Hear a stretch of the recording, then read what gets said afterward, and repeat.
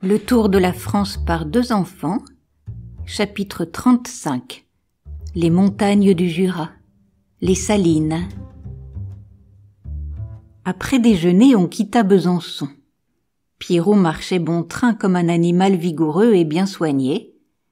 Julien et André regardaient avec grand plaisir le pays montagneux de la Franche-Comté, car ils étaient assis tous les deux, à côté du patron, sur le devant de la voiture, d'où ils découvraient l'horizon.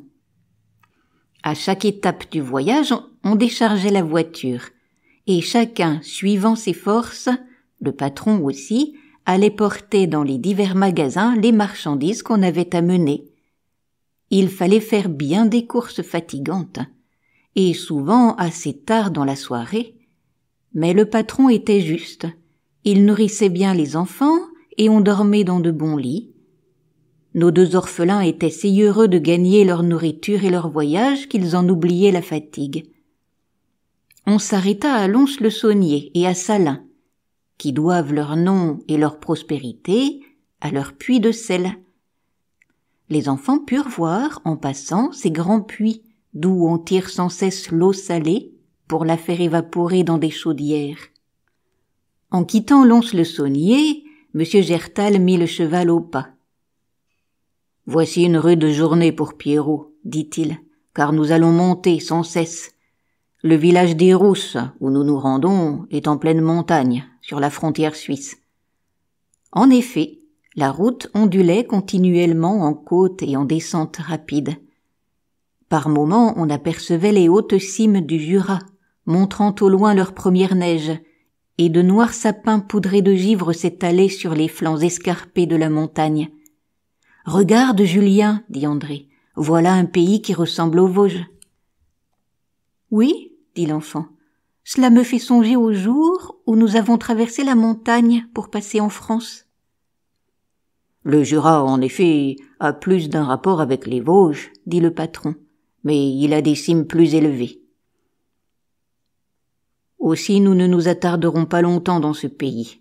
D'ici à 15 jours, il y aura sans doute des neiges partout où nous sommes. Lorsqu'on arriva au bourg des Rousses, le soleil venait de se coucher.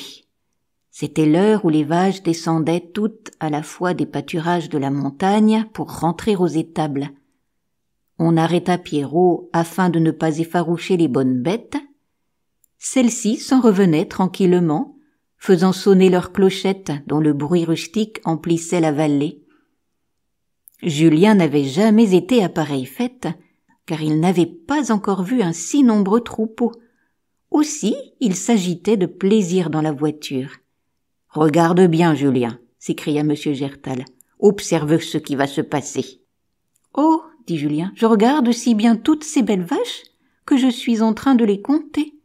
Mais il y en a tant que c'est impossible. » Ce sont toutes les vaches de la commune réunies en un seul troupeau, dit M. Gertal. Et il n'y a pour les conduire qu'un pâtre, appelé le pâtre communal. « Tiens !» s'écria Julien, qui regardait avec plus d'attention que jamais. « Les unes s'en vont à droite, les autres à gauche, celles-là devant. Voilà tout le troupeau divisé, et le pâtre qui ne bouge pas pour les rattraper. À quoi pense-t-il ?»« N'as-tu pas entendu qu'il a sonné de la trompe ?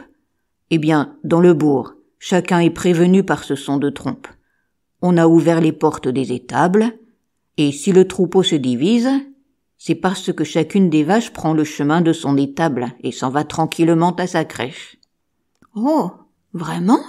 Vous croyez qu'elle ne se trompe pas ? » ?»« Jamais elle ne se trompe.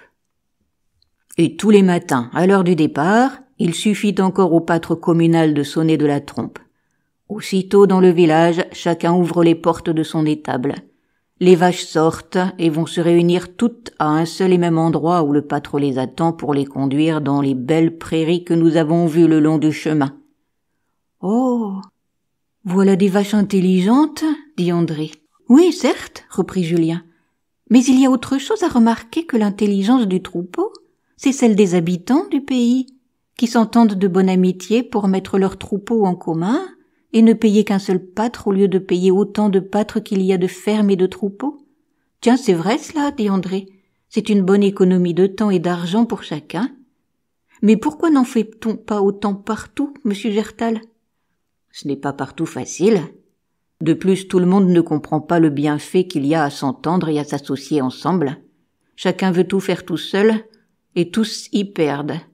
Pour moi, ajouta M. Gertal, je suis fier d'être jurassien. Car c'est dans mon pays que pour la première fois en France, cette grande idée de s'associer a été mise en exécution par les cultivateurs.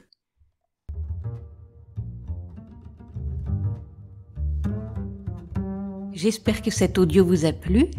Vous pouvez retrouver d'autres histoires et poésies sur ma chaîne Entendre lire.